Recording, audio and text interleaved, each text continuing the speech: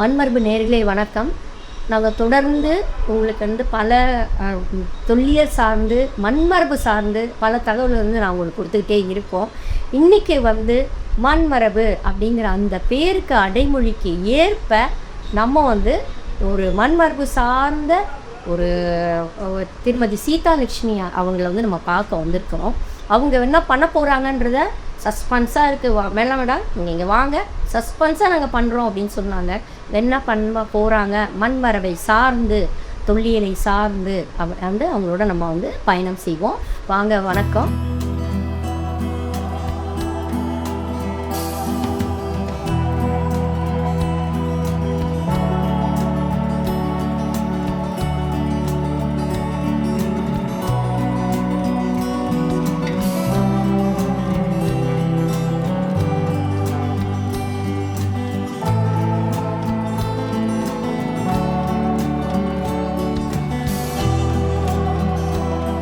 வணக்கம். என் பேர் Seethalakshmi. Organic farmers மார்க்கெட்டுன்னு சொல்லிட்டு இயற்கை விவசாயிகளுடைய சந்தை 2013 என்னோடய பயணம் ஆரம்பிச்சிருந்தேன். வேதாத்ரி மகரிஷியோடது இன்ஸ்பயர் ஆகி தான் அவர் ஒரு தற்சார்பு வாழ்வியல் பற்றி சொல்லும் பொழுது முதல் விவசாயம், அதுக்கப்புறம் கட்டிடம், நெசவு, அப்புறம் நம்மளை சுற்றி இருக்கக்கூடிய சின்ன சின்ன பொருட்களை நம்ம பழுது பார்த்துக்கிற விஷயம் எல்லாமே நம்ம தெரிஞ்சுக்கணும். ஒவ்வொரு மனிதனும் சஸ்டெயினபிளாக தற்சார்பாக வாழணும், இதெல்லாம் தெரிஞ்சுக்கணும் அப்படின்னு சொல்கிறாங்க. நான் எம்ஏ யோகா நானும் என் கணவரும் அதில் தான் படித்தோம். அவள் படித்த போது சரி விவசாயம் சார்ந்து நான் கொஞ்சம் உள்ளே தெரிஞ்சுக்கலாம் அப்படின்னு தான் போனோம். முதல்ல தோண ஆரம்பிச்சது பொண்ணுக்காக தான். எல்லாருமே இந்த உணவு சார்ந்து வேலை செய்கிறவங்க எல்லாருமே அவங்களோட குழந்தைக்காக தான் முதல்ல உள்ளே வர ஆரம்பிப்பாங்க. அப்படி தான் நானும் அவங்க உள்ளே வர ஆரம்பித்தேன். அப்புறம் வேதாத்ரி மகரிஷி சொன்னதுக்கப்புறம் உள்ளே பயணம் ஆரம்பிக்கும் போது நண்பர்கள்லாம் சில பேர் விவசாயம் செஞ்சுட்டு இருந்தாங்க மேல்மருவத்தை தாண்டி இருக்கிற இடத்துல. அப்போது வார இறுதி நாட்களில் நானும் கணவர் குழந்தைங்க எல்லாமே போய் அவங்களோட வேலைகளில் நாங்கள் விவசாயம் சொல்ல முடியாது, அவங்களுக்கு உதவி செஞ்சோம். அந்த வாரம் 3 நாள் 4 நாளில் எப்பப்பெல்லாம் லீவ் கிடைக்குதோ அப்போல்லாம் போய் விவசாயம் சார்ந்த வேலைகள்லாம் செஞ்சுட்டு இருந்தோம்.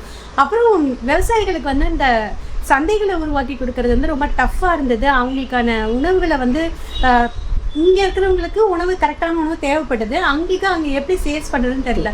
அப்போது கரெக்டான மரபு உணவுகளை எப்படி சமுதாயத்துக்கு கொடுக்கறது அப்படின்னு யோசிச்ச போது ஒரு குழு கிடைச்சாங்க, ஆர்கானிக் ஃபார்மர்ஸ் மார்க்கெட்டிங். அவரோட மென்டர் அனந்துங்கிறவர். அவரோட தொடர்பு கிடைச்சோடனே அவர் மூலமாக எங்களோட பொருட்களை கொஞ்சம் கொடுக்க ஆரம்பித்தோம். விவசாயம் பண்ண பொருட்களை கொடுக்க ஆரம்பித்தோம். அதுக்கப்புறம் அங்கே உள்ள பொருட்களையே மக்களுக்கு இயற்கை சந்தைகள் மூலமாக கோயிலில், பார்க்கில், பள்ளிகளில், கல்லூரிகளில் இந்த மாதிரி சந்தைகள் நடத்த ஆரம்பித்து அப்படி தான் பயணம் ஆகும். மிகவும் சிறப்பு. நீங்கள் சொன்னீங்க வேதாத்ரி மகரிஷி ஐயா அவர்களை நான் நேரடியாகவே அவங்க பார்த்துருக்கேன். தொடர்பு நேரடியாகவே இருக்குது எனக்கு. அவங்களுடைய ஆசீர்வாதம் எனக்கு எங்கள் குடும்பத்துக்கும் எப்பயுமே இருந்தது.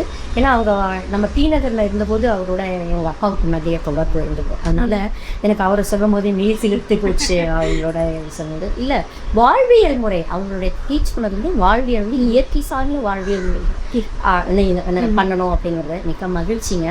இன்னைக்கு எனக்கு ஒரு சர்ப்ரைஸ் வச்சிருக்கீங்க அப்படின்னு போன்ல சொன்னீங்க. என்ன சர்ப்ரைஸ்? அது மண்மரபு நேயர்கள் சொல்லுங்க. ஏன் சர்ப்ரைஸ்ன்னு சொல்றேன்னா, அம்மா நான் கேஸ் எல்லாம் வைக்க போறது இல்லைம்மா, சமையல்லாம் கேஸ் எல்லாம் ஒன்றும் கிடையாது, நீங்க வாங்க நீங்க என்ன பண்ண போறீங்கன்றத உங்களுக்கு சொல்லி காட்டுங்களேன். இன்னைக்கு நம்ம அடுப்பில்லா சமையல் தான். நம்மளுக்கு அடுப்பு இல்லை. ஏன்னா முதல்ல இருந்து சொல்லுவாங்க, என்ன சொல்லுவாங்கன்னா, ஆதி மனுஷன் எல்லாம் காய்கறியை சாப்பிட்டான், பழங்களை சாப்பிட்டான், கீரை வகைகளை சாப்பிட்டான், அவன் எதுவும் அடுப்பை வச்சு சமைக்கல. எப்போ முதல்ல எவால்வ் ஆகினாங்கும் போது நெருப்புன்னு ஒன்று உள்ள வந்ததுக்கு அப்புறம் தான் எவால்வ் ஆகுறாங்க. நாகரிகம் அதுல இருந்தா தொடங்குதுன்னு சொல்றாங்க. எல்லாருக்கே அல்வா கொடுக்குறீங்க. சொல்லுங்க. எனக்கு தெரிஞ்சதை நான் சொல்லுங்க. ஸோ அதுக்கு முன்னாடி எப்படி சாப்பிட்டுருப்பாங்க அப்படிங்கும்போது இயற்கை உணவுகளை தான். ஆனால் இப்போ என்ன ட்ரெண்டிங்கில் போயிட்டு இருக்கிறதும் ரா குக்கிங் நிறைய ட்ரெண்டிங்கில் போயிட்டு இருக்கு. இன்னைக்கு நம்ம சமைக்க போகிறதும் அந்த மாதிரி ஒரு உணவு தான். ஆனால் இதில் இருக்கிற அட்வான்டேஜ் டிஸ்அட்வான்டேஜஸ் நான் சொல்லிடுறேன். இப்போ இந்த கீரையை நம்ம பசலைக்கீரை இன்னைக்கு நம்ம பயன்படுத்தி ஒரு பசும் பொரியல், அதாவது பசுமையான பொரியல் ஒன்று செய்ய போகிறோம். குக்கிங்கே இல்லாமல். ஆனால் கீரைகளை பொறுத்த வரைக்கும் அதில் இருக்கக்கூடிய சில நுண்ணூட்டச்சத்துகள் நம்மளுக்கு அப்படியே கிடைச்சாலுமே சில கீரைகளுக்கு அந்த நாடாப்புழு மாதிரி வரும். ஸோ எல்லா கீரைகளையும் நம்ம சமைக்காம சாப்பிட முடியாது. ஏன்னா ஒரு இலையை கண்டுபிடிக்கிறதுக்கே ரொம்ப கஷ்டப்பட்டிருப்பான். இது சாப்பிடக்கூடிய இலை தானான்னு மனுஷன் ரொம்ப கஷ்டப்பட்டிருப்பான். ஏன் அதை குக்கிங் பண்ணும் போது அதில் சிலது வந்து நம்ம உடம்புக்கு ஒவ்வாமை ஏற்படுத்தும் அப்படிங்கிறதுனால அதை நீராவியில் வேக வச்சுட்டு இன்னும் நிறைய இப்போ ஸ்மூதி நிறையா பண்ணுறாங்க. ஸ்மூதி பண்ணும்போது அதில் வந்துட்டு பச்சை பச்சையாக கீரைகளை எதோடையோ சேர்த்து காம்பினேஷன் பண்ணும்போது அது எவ்வளோ பேத்துக்கு அது ஒத்துக்குது, எவ்வளோ பேத்துக்கு ஒத்துக்கலை அப்படிங்கிறது தெரியாது இல்லையா. அதனால ஒரு பாதுகாப்பான ஒரு கீரை அப்படின்னு சொல்லும்போது இந்த பசலைக்கீரை வந்து ரொம்ப பாதுகாப்பான ஒரு கீரை, பெண்களுக்கான கீரை முக்கியமாக. இதில் வந்து போன் டென்சிட்டி எல்லாமே இது வகை வகையான பசலை நிறையா இருக்குது. கொடி பசலையிலே சிகப்பு பச்சை இருக்குது. அதே மாதிரி உங்களுக்கு தரப்பசலையில் இருக்குது, சிலோன் பசலைன்னு சொல்லுவாங்க, அந்த பசலையில் இருக்குது. ஸோ இப்போ நம்ம பயன்படுத்திருக்கிறது வந்து செடி பசலை தான் ஒரு சாதாரண. நான் கடைக்கெல்லாம் போகும்போதுங்க நான் பசலைக்கீரைன்னு கேட்டால் அந்த கடைக்காரர் என்ன பண்ணுவார், ஒரு வடக்கித்திய அவங்க நார்த் இந்தியன்ஸ் அவங்க பயன்படுத்துகிற ஏதோ ஒரு கீரை வந்து எனக்கு கொடுப்பாங்க. அது பேர் என்னங்க மேடம்? பாலக்கீரையும் பயன்படுத்துறாங்க. ஆனா இது ரெண்டுத்துக்குமே வித்தியாசம் இருக்கு. அதோட இலைகள் வந்து கொஞ்சம் பெருசா நீளமா இருக்கும், அதோட தண்டு வந்து மெலிசா இருக்கும். ஆனா இந்த பசலைக்கீரையோட தண்டு வந்து கொஞ்சம் பெருசா மொத்தமொத்தியா இருக்கும். இலை வந்து கொஞ்சம் சின்னதா இருக்கும். இதை கம்பேர் பண்ணி நீங்க பண்ற அந்த இது வந்து பாலக்கீரை, ஏன்னா பாலக்கீரை தான் இப்ப நிறைய அவைலபிளா இருக்கு மார்க்கெட்ல. பன்னீர் பாலக்கீரை அப்படிலான்றாங்க. இது வந்து இந்த பாலக்கீரையை கூட இதே மாதிரி நம்ம செய்யலாம். இல்ல இந்த கீரை தான் சேஃப் செய்ய. இந்த கீரை தான் சேஃப். நீங்க அந்த மாதிரி பண்ணணும்னு நினைச்சீங்கன்னா நீராவில இட்லி தட்டுல வந்து நீங்க கீரைகளை ஒரு தடவை ஸ்டீம் பண்ணிட்டு அதுக்கப்புறமே எடுத்து நீங்க அது உண்மைதான் மேடம். முன்னாடியெல்லாம் நாங்கள் கீரை சாப்பிடும் போது எங்களுக்கு ஒண்ணுமே பண்ணாது, அப்படியே பறிச்சுட்டு வந்து சாப்பிடுவோம். ஆனா இப்பெல்லாம் கொஞ்சம் கீரை சாப்பிட்டாலே ஏதோ வந்து ஒரு நீங்க சொல்ற என்ன அது வந்து உண்மைதான் அது. ஆமா ஆமா. ஏன்னா வந்து பாத்தீங்கன்னா ரசாயனங்கள் அதிகமா தெளிக்கிற ஒரு வகையில் வந்து பார்த்தீங்கன்னா பூமிக்கு அடியில் இருக்கக்கூடியதுல வந்து ரசாயனங்கள் சேர்த்தி வந்து ரொம்ப அப்சர்ப்ஷன் வந்து நிறைய இருக்கு. பூமியோட ஆர்ஜின்லேருந்து கொஞ்சம் உயரத்தில் இருக்கக்கூடியது வந்து இந்த ரசாயனங்கள் வந்து கொஞ்சம் இதை பாதிக்கலைனாலும் கீரைகள் கீரை அப்புறம் வந்து உங்களுக்கு வெங்காயம் இஞ்சி பூண்டு இதெல்லாம் வந்து ஏகப்பட்ட ரசாயனங்கள் வந்து போடுறாங்க. இப்போ கீரையை பொறுத்த வரைக்கும் பார்த்தீங்கன்னா நீங்கள் யூடியூப்ல அந்த வீடியோ பார்த்துருப்பீங்க, ஒரு வைரல் ஆச்சு ஒரு வீடியோ. அப்படியே ஒரு கெமிக்கல்ல வந்து அப்படியே அந்த கீரையை முக்கி எடுத்து வச்ச உடனே நம்ம அப்படியே இந்த வீடியோல காமிக்கிற மாதிரி இந்த காஞ்சு போன இந்த கீரையெல்லாம் அப்படியே மலர்ந்து அப்படியே வருது. அப்போ நிறைய பேருக்கு நம்ம சொல்லவும் முடியல கீரை நிறைய சாப்பிடுங்க அப்படின்னு, இருக்கிறதுலே அதிக ரசாயனம் கீரைகள் தான். ஆனா இந்த கீரையை வந்து பாத்தீங்கன்னா நீங்க ஒரு சின்ன தொட்டி இருந்தா போதும், நீங்க வளர்த்துடலாங்க. கீரை வாங்குறீங்க பறிச்சுட்டு அந்த தண்டை நீங்க வச்சிட்டீங்கன்னாலே போதும், உங்களுக்கு மாடி தோட்டத்துல சூப்பரா அதுவே நல்லா பரவி. இப்போ நம்ம வந்து கீரைக்குள்ள போயிடுவோம். அந்த காலத்துல சங்க காலத்துலயும் கீரைகள் பண்ணலாங்க, கீரைகள் இருந்தாங்க. நம்ம இதை பண்ணிக்கிட்டே அதை பத்தி நீங்க எனக்கு சொல்லுங்க. சங்க காலத்துல வந்து கீரைகள் பயன்படுத்தினாங்களா? ஏன்னா சங்க காலத்துல இயற்கையோடு வாழ்ந்துதான் நம்ம பேசுவோம். ஸோ இயற்கையோடு எப்படி இருந்தாங்கன்னு அதுக்குள்ள நீங்க வந்து இதை சரி அறிமுகத்தை பண்ணிட்டு அதை பற்றி நம்ம பேசலாம். இது என்ன வச்சிருக்கீங்க அப்படிங்கிறத நீங்க சொல்லுங்க. இது வந்து நம்ம பசலைக்கீரை வந்து தரப்பசலைக்கீரை எடுத்திருக்கோம். அதோட தண்டு வந்து நான் எடுத்துட்டேன். அந்த தண்டை வந்து நம்ம சில பேருக்கு வந்து அந்த தண்டை வந்து மென்று சாப்பிட்றதுக்கு ரொம்ப கஷ்டமா இருக்கும். இல்லை நான் மென்று சாப்பிடுவேன், எனக்கு அதெல்லாம் ஒன்றும் பிரச்சனை இல்லை அப்படின்னா நீங்கள் அந்த தண்டையும் குட்டி குட்டியாக நல்லா கட் பண்ணிக்கலாம். அதை எடுத்திருக்கேன். நல்லா வாஷ் கழுவிட்டு க்ளீன் பண்ணிட்டு அது நல்லா குட்டி குட்டியாக கட் பண்ணி எடுத்திருக்கோம். அதுக்கப்புறம் இஞ்சி துண்டு தோல் நீக்கிட்டு கொஞ்சமாக ஒரு சின்னதாக குட்டி குட்டியாக அரிஞ்சிக்கிட்டோம். அதுக்கப்புறம் மிளகு ஜீரக பொடி எடுத்துருக்கோம். ஏன்னா நமக்கு சங்க காலத்துல பாத்தீங்கன்னா எங்கேயுமே பச்சை மிளகாயோ சிகப்பு மிளகாயோ அவங்க பயன்படுத்தினதே கிடையாது. அதுல வந்து முக்கியமா மிளகு ஜீரகம் திப்பிலி இஞ்சி இதுதான் பயன்படுத்தி சமைச்சிருக்காங்க. ஸோ நம்ம மிளகு ஜீரக பொடி எடுத்துருக்கோம். மிளகுக்காக தாங்க ரோம் நாட்டுல ஆளுங்க வந்தாங்க. அப்படியே சொல்லுங்க அந்த சொல்றேன், கண்டிப்பா சொல்றேன். இல்ல அந்த மிளகை தேடி பாருங்க, மிளகை நம்ம கிட்ட இருந்து எடுத்துட்டு போயிட்டு அந்த மிளகாவை கொண்டு வந்து நம்ம கிட்ட தள்ளி விட்டு போயிட்டாங்க. இல்ல அதனாலதான் இந்த கொஞ்சம் உடம்புல எனக்கு ஆக்சுவலா நீங்க மிளகுன்னு சொல்றது பாத்தீங்கன்னா கறி, மிளகுக்கு வந்து எல்லா சங்க இலக்கியங்களுமே கறின்னு தான் வருதே தவிர மிளகுன்ற சொல்லாடல் வரல. அப்புறம் அந்த மிளகு வந்து ஐயோ நான் மிளகை பத்தியே சொல்லிட்டு இருக்கேன், நீங்க உங்க கதையை சொல்லுங்க, நான் அந்த நடுவில் வந்து அதை பத்தி சொல்றேன். நான் சொல்றேன், நான் இதை சொல்லும் போது சொல்றேன். இந்துப்பு எடுத்திருக்கோம். இந்துப்பு நம்ம இப்ப வர இது எல்லாமே இது பாறையில இருந்து நம்மளுக்கு கிடைக்கும். இப்ப நல்லதுன்னு சொல்லுவோம். ஆமா, இந்துப்பு சித்த மருத்துவர்கள் ரொம்ப பரிந்துரைக்கிற உப்பு. ஆனா கீரையில பொறுத்த வரைக்குமே சித்த மருத்துவர்கள் தான் கீரைகள்ல நிறைய உப்பு எடுத்துருக்காங்க. அதனால கொஞ்சம் கம்மியா தான் எடுத்துக்கோம். ரொம்ப சிட்டிகை தான் எடுத்துருக்கோம். அப்புறம் துருவன தேங்காய் எடுத்துருக்கோம். அப்புறம் ஒரு அரை எலுமிச்சம்பழம் கொட்டையை எடுத்துட்டு நம்மளுக்கு தேவையான அளவு சேர்த்துக்கலாம். இது எல்லாமே கலக்க வேண்டியதுதான், அவ்வளவுதான். இது அவ்வளவுதான், பசு ரெடி ஆயிடுச்சு, எதுவுமே வேலை இல்லை. இது அப்படியே அந்த பசுவை சமையலை உங்களுக்கு காட்டுங்க எப்படி பண்றீங்கன்னு பாக்குறோம். நாங்களும் வீட்டுல போய் பண்ணி பார்ப்போம். கண்டிப்பா. ஏன்னா அந்த மிளகை பற்றி இப்போ சொல்லிட்டேன் நான். ஏன்னா நடுவில் உங்களை கட் பண்ணிட்டு அது சொன்னேன். மிளகு வந்து கறி அப்படின்னு சொல்றாங்க.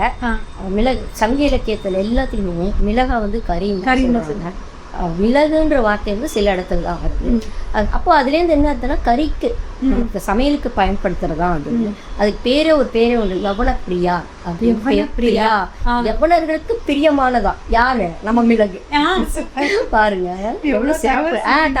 இல்ல எனக்கு படிக்க தான் இன்னும் நமக்கு இந்த லைஃப் டைம் போதாதோ, இன்னும் பண்ணணுமேனு ஒரு ஆதங்கம் இருந்துகிட்டே இருக்கு. ஆனா போதும், இதுல ஏதோ நம்ம சிறப்பா செஞ்சுட்டு உங்களை மாதிரி நீங்களாம் நல்ல சிறப்பா வந்து சங்க சமையலாம் புத்தகம்லாம் போட்டிருக்கீங்க. ஸோ அதை வந்து நம்ம வந்து கொஞ்சம் பார்த்துப்பேன். இப்போ நீங்கள் இதை நான் இதில் நடுவில் வரல, இது நீங்கள் கரெக்டாக உங்களுக்கு வந்து என்ன சொல்லுது? இது மிளகு சீரகம் பொறுத்த வரைக்கும் நான் சம அளவு எடுத்துக்கிட்டீங்கன்னா, சில பேருக்கு காரம், ஏன்னா ஆல்ரெடி இஞ்சி இருக்கு, அதனால சம அளவு வந்து ரெண்டுத்தையும் வறுத்துட்டு பொடிச்சு வச்சுருக்கேன். எப்பயுமே நம்ம வீட்டில் வந்து மிளகு சீரக பொடி இருக்கும். என்ன சமையல் செய்யறதா இருந்தாலும் கடைசியில் இந்த பொடியை வந்து கொஞ்சமாக தூவிட்டோம்னா அந்த பொருள் வந்து சுத்தமடையுது. மிளகு சீரக பொடி, உப்பு, இந்துப்பு போட்டுக்கோங்க, தேங்காய் துருவி. பார்க்கவே கமகமன் வாசனையா இருக்கு இல்ல? மிளகு அழகா இருக்கு, வாசனையாவும் இருக்கு. பசும் பொரியல் பார்க்கவும் அழகா இருக்கு. இதுல என்னன்னா, ஏன் நம்ம மிளகு சேர்க்கிறோம்னா, சில பேருக்கு என்கிட்ட சொல்லுவாங்க நான் கீரை சாப்பிட்டேன் சளி பிடிச்சிக்கிச்சுன்னுவாங்க. ஆனா இப்ப என்னன்னா, இப்போ சங்க காலத்துல வந்து எங்கேயுமே நீங்க சொன்ன மாதிரி புளி கிடையாது.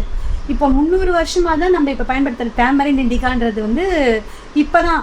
அதுக்கு முன்னாடி வந்து மாங்காயோடைய இதை பல்பை யூஸ் பண்ணியிருக்காங்க, காய வச்சு வத்தல் மாதிரி யூஸ் பண்ணியிருக்காங்க. அப்புறம் வந்து நிறைய தமரத்தன் புளி, அந்த மாதிரி சரக்கொன்றை மரத்துல வந்து ஒரு விதை மாதிரி தொங்கும், அதை எடுத்து அதோட புளியை பயன்படுத்தியிருக்காங்க. எங்கேயுமே வந்து நம்மளோட புளி வரல. ஆனா கீரையை கடையும் போது என்ன பண்ணுவாங்கன்னா புளியை போட்டுருவாங்க, தக்காளியை போட்டுருவாங்க.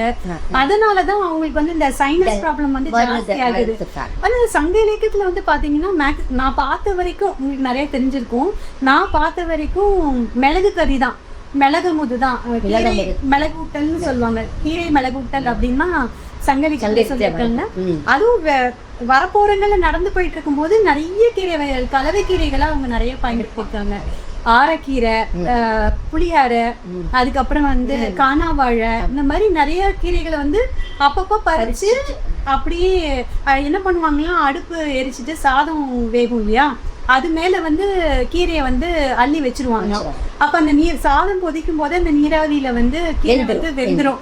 அப்புறம் அதை எடுத்துட்டு கடைஞ்சு சாதத்தோட இதுவும் ஒரு, அதாவது முழுமையாக நமக்கு வந்து அது வேகாம அந்த சத்துக்கள் வந்து அப்படியே. அதுக்கப்புறம் கஞ்சியிலையும் போட்டிருக்காங்க.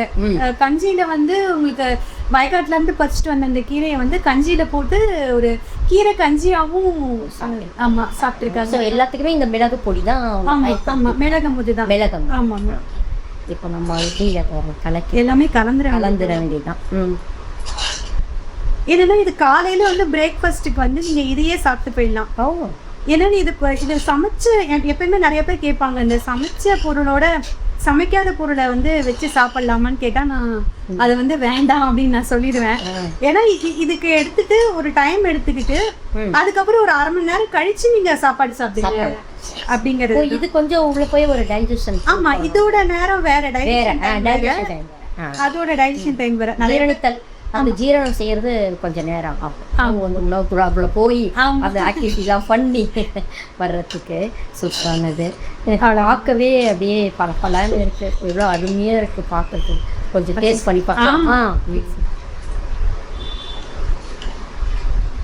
இப்போ நான் டிஃபன் இது அப்புறமா டிஃபன் சாப்பிடணும் இல்லையா?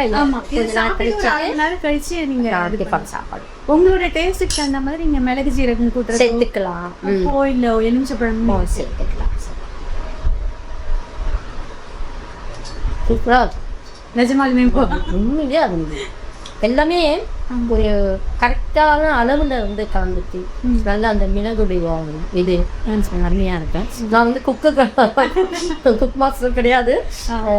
எனக்கு இது உண்மையிலேயே என்ஜாய் பண்ணி தான் இதை சொல்கிறேன். நல்லா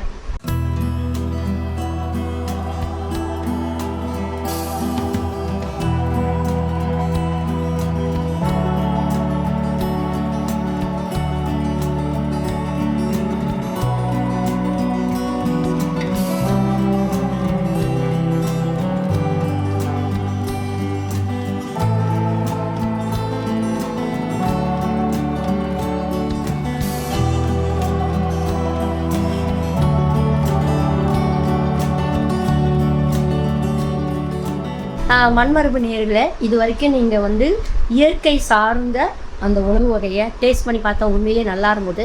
நான் வந்து டேஸ்டிங் மாஸ்டரோ இல்லையோ கிடையாது, ஆனாலும் அருமையாக இருந்தது.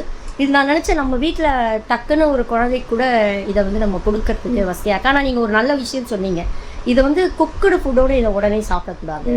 அதாவது சமைக்கப்பட்ட உணவோடு உடனே சாப்பிட்ட பிறகு கொஞ்சம் நேரம் கழித்து நீங்கள் சாப்பிடணும். மிக்க மகிழ்ச்சிங்க.